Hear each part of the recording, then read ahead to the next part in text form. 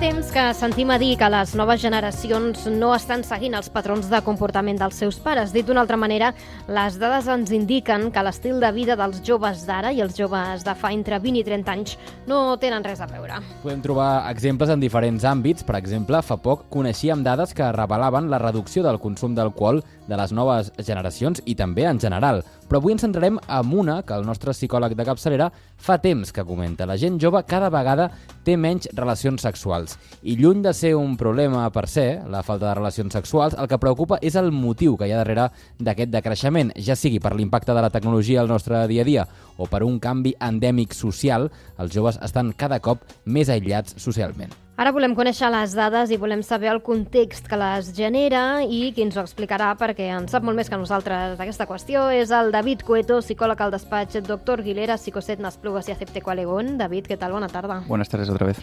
Aquesta idea és certa o és una concepció social fruit d'un alarmisme, podríem dir, excessiu? Els adolescents d'ara són més casolans que abans? Sí, además entendiendo el nivel de sensacionalismo que hay a veces con la gente joven, ¿no? Como son vistos a veces, ¿no? Por las generaciones más mayores.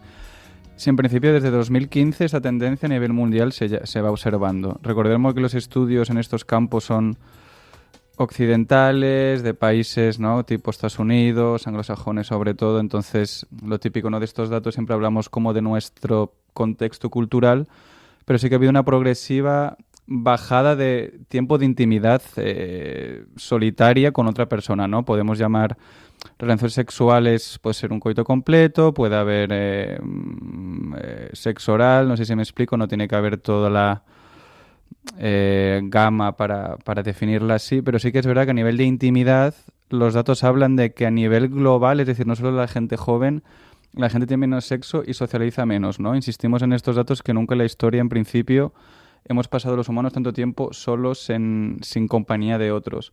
A nivel de contexto socioeconómico, pensemos que los humanos hemos vivido siempre en clanes, casas con donde vivía toda la familia. A pesar de la crisis de la vivienda, pues ahora la idea es que una pareja, ¿no? La familia nuclear, los problemas también que hay como de acceso a... La gente joven lo reporta, ¿no? Problemas de intimidad por un acceso a un ecosistema de vivienda razonable. Entonces la idea sería que como, bueno, sexólogo terapeuta, ver esta evolución en los últimos 20-30 años...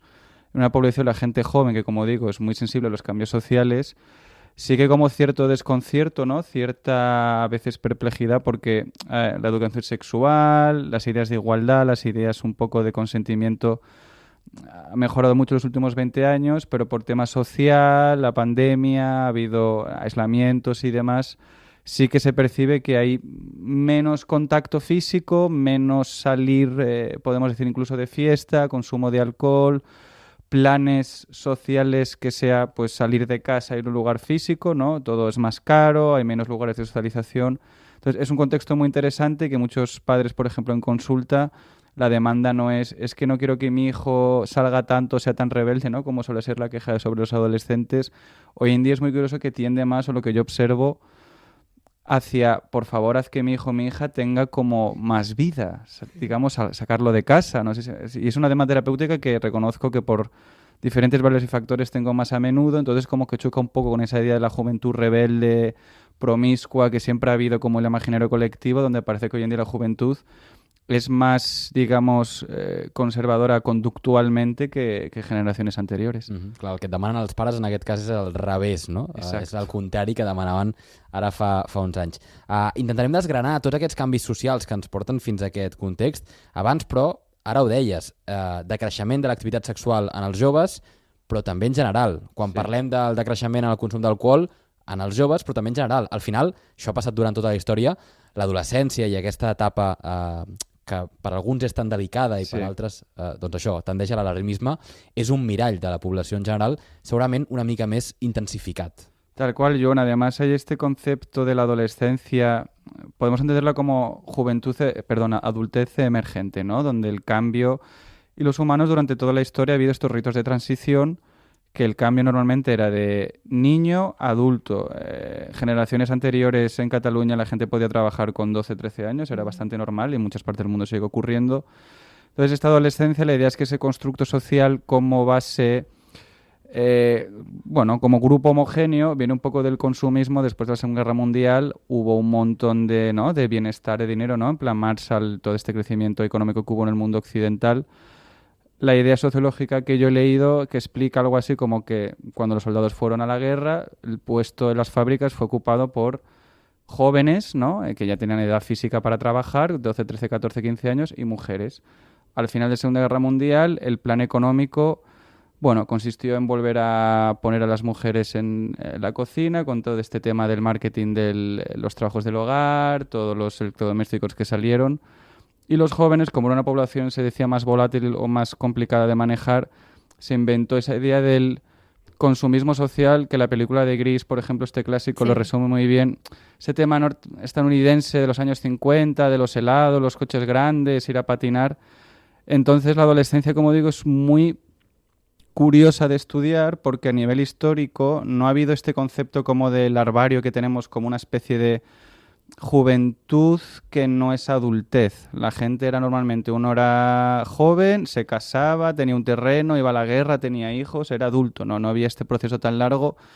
Y opinión también un poco personal, un poco que puedo hablar con estudios, si estamos en una sociedad tan basada en el consumo, la conducta adolescente que podía ser considerada como impulsiva, hedonista, ¿no?, la ropita, los peinados, ¿no?, que es la época del yo social, donde quiero forjar mi identidad. Yo creo que esta adolescencia alargada al sistema consumista le viene muy bien porque es promover una idea de consumo inmediato, de velocidad, del yo, digamos, como lo más importante, que son características de la adolescencia. Entonces es un constructo social muy interesante y que hoy en día se habla mucho de esto, ¿no?, de la infantilización de la sociedad, que hoy en día, ¿no?, cuando es adulto ahora, cuando uno tiene una hipoteca, una casa, ¿no?, se le da media de emancipamientos de más, son 30 años. ¿Cómo se ejecuta? ¿Cómo se evalúa lo que es la adultez? Entonces hay estas discusiones que son realmente interesantes y que hoy en día pues es un fenómeno digno de ver, de cómo la gente joven parece ser estar más recluïda o más acotada que hace varias décades.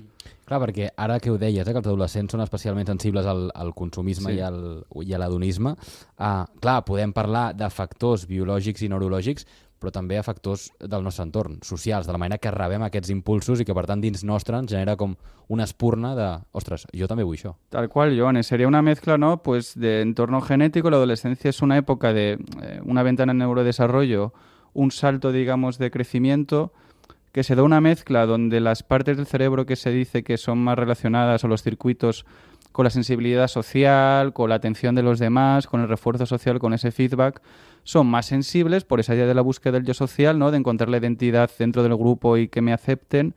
Y una, lo que se llama en neurociencia, en neurobiología, una desfrontalización. El lóbulo prefrontal, muy a grandes rasgos, que sería un poco el que pone límites o ejecuta un poco pensamientos de, ¿no?, pues controlar la impulsividad o la inhibición, es de la zona del cerebro que más tarda en madurar. Entonces se da como una especie de tormenta perfecta entre y parte de un cerebro medio adulto, ya más con pensamiento abstracto, la parte del yo social, como digo, sensibilidad un poco a los demás, y esa parte de la desfrontalización, que es esa impulsividad, unido a que la adolescencia, en los registros un poco literarios o culturales, es la época donde aparece la sexualidad y la pareja, ¿no? La niñez es como esa inocencia y la adolescencia es donde el romanticismo, el sexo.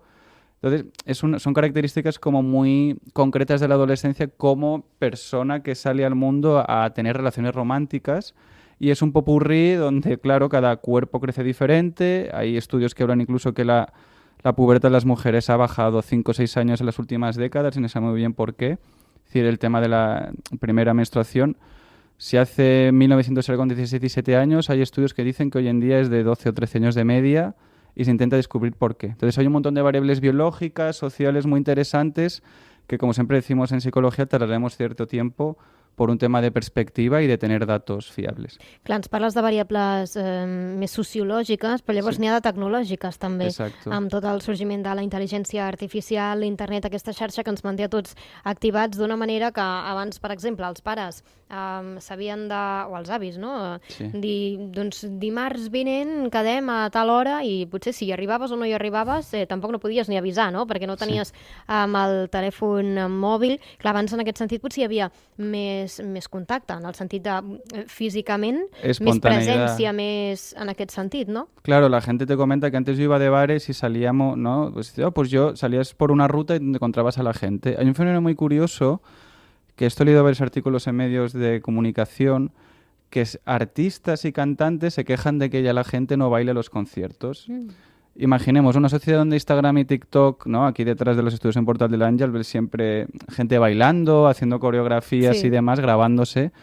Pero luego, a la hora de las discotecas o los conciertos, sitios para bailar un poco y perder la vergüenza, se quejan promotores, artistas, de que ya la gente está como demasiado rígida.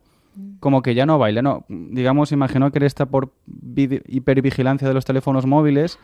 Nadie, especialmente un adolescente, quiere quedar en ridículo, hacerse viral o quedar mal o parecer tonto, tonta.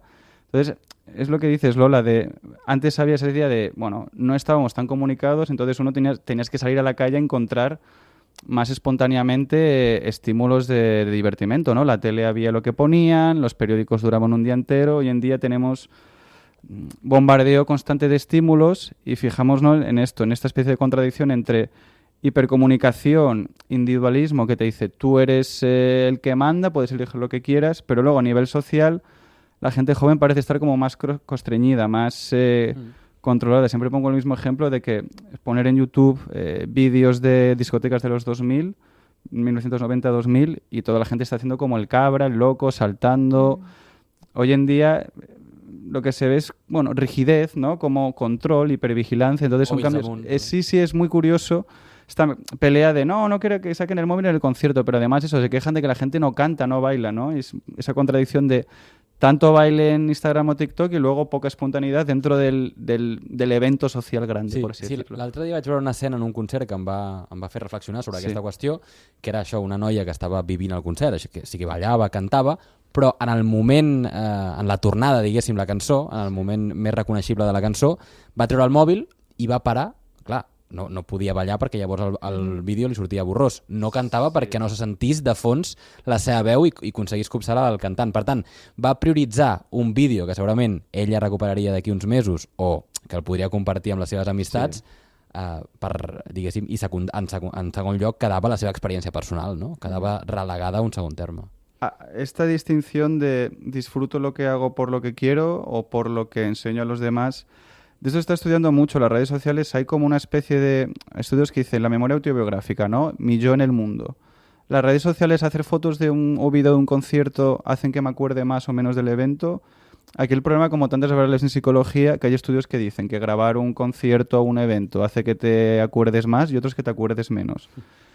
Sí que es verdad que esta idea que los humanos al final somos seres sociales, siempre actuamos en un papel aunque no haya redes sociales, pero sí que esta falta de espontaneidad, ¿no? Esta chica que está cantando, llega el momento, digamos, más viral de la canción y lo que entiendo que has dicho es que para porque la gente va a reconocer de manera más viral si lo sube a una red social.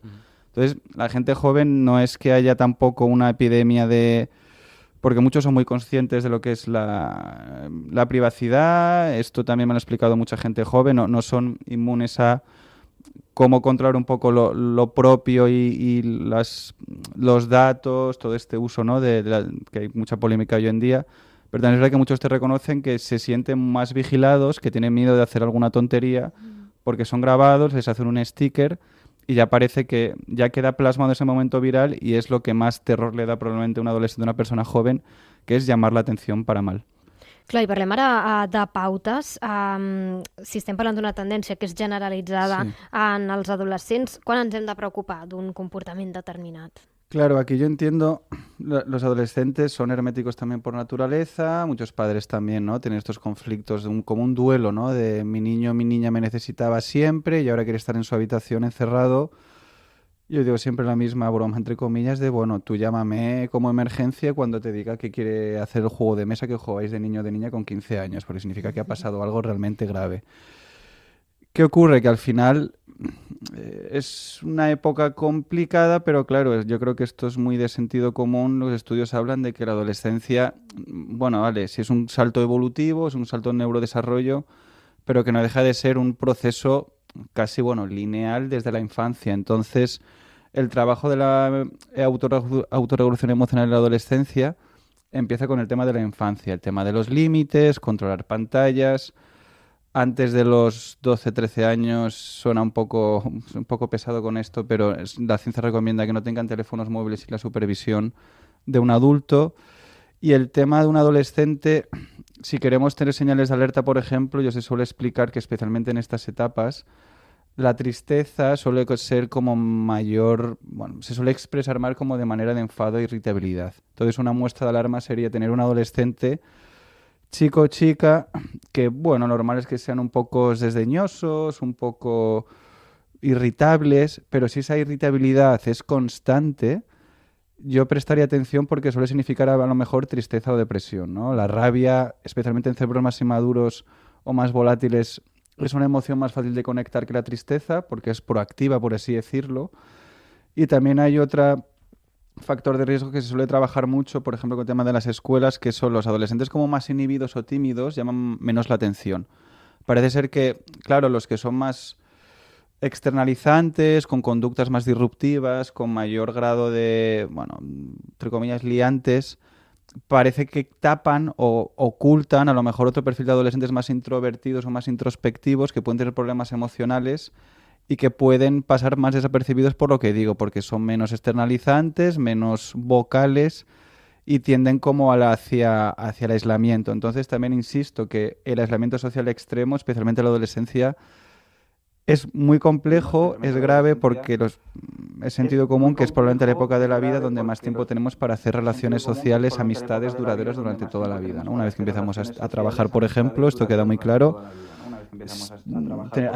Hacer amigos es más complejo. Entonces son etapas muy importantes, primero por que aprendan a vivir en el mundo y porque las amistades que tengan a lo mejor las redes sociales de apoyo que tan importantes son en el ser humano se generan en estas etapas en su mayor parte, no toda. No se trata de si no haces amigos adolescentes luego estás perdido, pero sí que reconozcamos es un poco más difícil después. Entonces es evitar sobre todo la irritabilidad o enfado constante y el aislamiento constante. Evidentemente desde el ordenador se puede socializar, desde el móvil se puede socializar, pero hay un punto que necesitan humano, cara a cara, cada uno con sus intereses o con sus o con los hobbies que tenga, pero lo importante es que aprendan a salir un poco de esa comodidad de la pantalla, porque al final es un mundo muy cómodo, es un mundo demasiado curado para el cerebro, y el cerebro funciona mejor si se le pone un poco más incómodo, sale y ve coses más allá de lo que le resulta siempre fàcil. És interessant aquesta última part, perquè és veritat que molts pares es poden veure desbordats amb el que comentàvem abans, perquè el fill li pot dir, escolta, és que jo jugo a la consola i tinc amics virtuals, parlo amb ells, també jugo amb ells, i clar, els pares es poden veure en un precipici de dir, ostres, no sé si potser no estic entenent jo quina és la nova joventut i quina és la nova manera de socialitzar via internet. Però crec que queda molt clar amb això que deies, no, de que tot i això, tot i que aquesta part existeixi, i està bé que existeixi, ha d'haver una altra que sigui la socialització com l'enteníem abans, no? Que també és important veure's cara a cara. I ja per acabar, David, jo crec que a consulta també hauries rebut molta gent que potser sí que tendeix a ser massa alarmista en casos d'adolescents. Explica'ns alguns dels problemes que generalment es seleccionen, i aquí sí que estem parlant doncs, de potser massa alarmisme social.